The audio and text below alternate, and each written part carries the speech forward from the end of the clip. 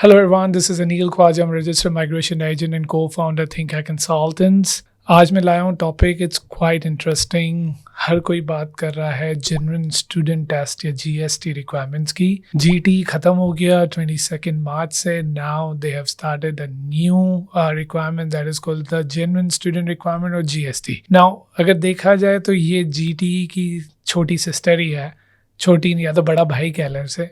So they pretty much similar.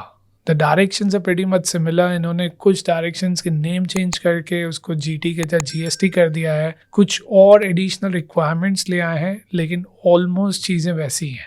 Now GST के अंदर भी same, you have to prove that you are a genuine student. But yes, you can also inform department कि अगर आप future में Australia में रहना चाहते हैं और अगर करियर ग्रोथ ऑस्ट्रेलिया में करना चाहते हैं तो वो आपको कैसे आपकी स्टडी हेल्प करेगी. सो ये चीज़ें आप ऐड कर सकते हैं. पर I would definitely not recommend that you put a complete plan that you would be applying for permanent residency. अगर आप ऐसा करेंगे, it's not may be possible. It's 99% that they will reject your application. So do not suicide putting that you would be applying for permanent residency.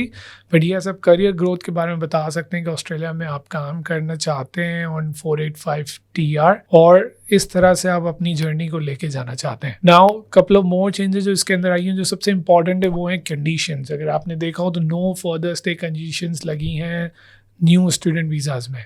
ना वो दो conditions क्या हैं. पहली 8534, that is also called a no further stay condition. ना उसके अंदर जो टेक्निकल पार्ट ये है कि आप जब स्टूडेंट वीज़ा पे होंगे तो आप अगर स्टूडेंट वीज़ा एक्सटेंशन डालना चाहते हैं तो वो नहीं डाल पाएंगे. तो फॉर इंस्टेंस अगर ये कंडीशन आपको लगती है, जो कि डिपार्टमेंट अभी 100% श्योर नहीं है कि वो ये कंडीशंस लगाए गए या नहीं. ये कंडीशंस पहले भी स्टूडेंट वीज़ा सब क्लास 500 में थी, लेकिन वो लगती नहीं थी. सेम यहाँ पे भी यही है. अगर पॉलिसी आ जाता है और ये लगना स्टार्ट हो जाती है तो आपको अपने स्टूडेंट वीज़ा के अंदर ही अपना कोर्स फिनिश करना होगा. You can not extend the visa to finish your course. Lots of people who are changing the course, उनको ख्याल रखना है कि अगर वो डाउनग्रेड भी कर रहे हैं या फ्यूचर ग्रेड डिप्लोमा बैचलर्स का सीओई भी ले रहे हैं तो उनका ट्रेड कोर्स जो है वो with in that visa period finish हो जाए, क्योंकि एक्सटेंशन नहीं मिलेगा. और जो लोग फेल हो रहे हैं उन्हें समर्स या विंटर्स लेके इसको फिनिश करना पड़ेगा, अपने कोर्स को और आगे बढ़ना पड़ेगा, क्योंकि इस कंडीशन के बाद आप सिर्फ टीआर डाल सकते हैं. सो कोई और वीज़ा नहीं डाल सकते, सिर्फ टीआर डाल सकते हैं, स्टूडेंट गार्डियन डाल सकते हैं 590 या प्रोटेक्शन या पार्टनर वीज़ा डाल सकते हैं. तो ये आपके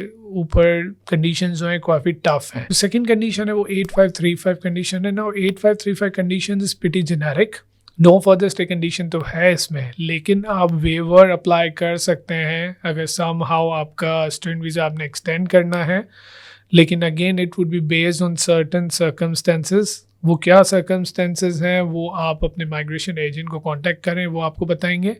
पर लिमिटेड चांसेस हैं कि आपका no further stay condition waive हो जाए. वेवर की जो एक दो रिक्वायरमेंट्स इन्होंने बताई है वो ये है कि अगर आप स्पॉन्सर्ड वीज़ा में हैं और आपका फिनिश नहीं हो पाया है तो आप कर सकते हैं. गवर्नमेंट की तरफ से आपको एड मिला है, then only there are few conditions where you can get a waiver. Apart from that ये वेवर नहीं मिलेगा. नाउ ये रही बात वीज़ा कंडीशंस की. अपार्ट फ्रॉम दैट अगर आप देखें तो इंग्लिश रिक्वायरमेंट्स भी इंक्रीज हुए हैं. Let's talk about the English language requirements जो इंक्रीज हुए हैं स्टूडेंट वीज़ा और टीआर के लिए.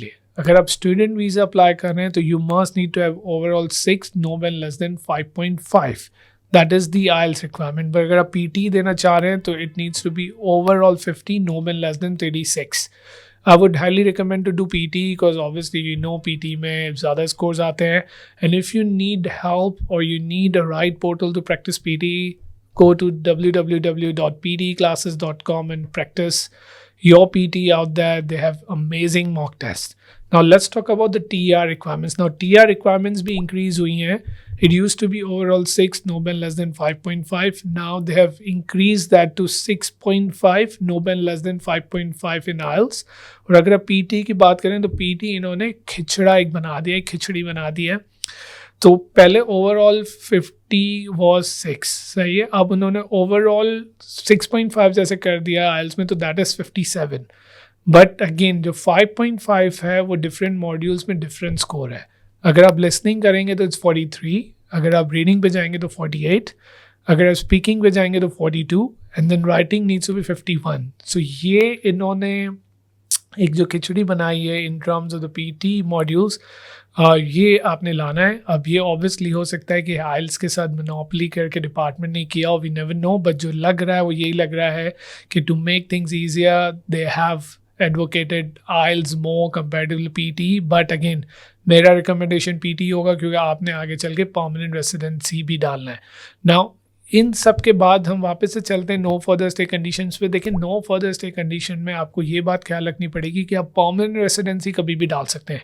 तो नो फर्दर स्टे कंडीशन का ये मतलब नहीं है कि you can not apply PR आप डाल सकते हैं। सो रिगार्डलेस ऑफ आपका 8534 कंडीशन है या 8535 कंडीशन है, still you can apply for the permanent residency. तो आई थिंक ये सारी कंडीशंस हैं। नाउ एक और इम्पॉर्टेंट चीज जो मुझे आपसे डिस्कस करनी थी वो करनी थी विजिट और visa to student visa. Lots of rumours are coming और एक series of wrong information clients को दी जा रही है कि विजिट और वीजा के बाद student visa is nearly impossible now. That is not the case.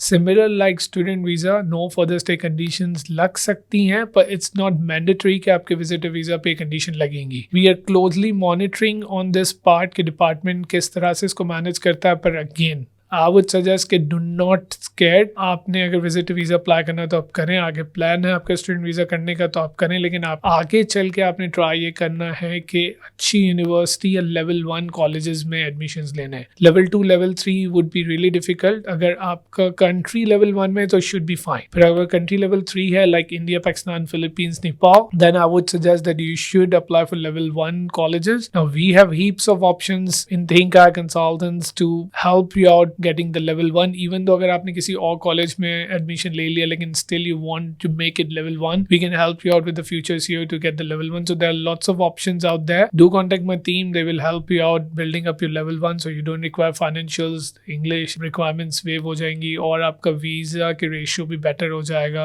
rather than you go with level 2 and level 3 and ultimately you get a refusal. So don't go and buy this product if it's only level 2 and level 3. I hope ये video आपको help करेगी. Do listen our other podcast. मैंने बहुत अच्छी videos जो हैं अपने other podcast में भी की हैं, and I hope this video helps you out. Any information you like to know or any questions, feel free to put on the comment box. My team would be happy to reply you as early as possible. इंशाल्लाह next video में बात करते हैं. अल्लाह हाफिज़.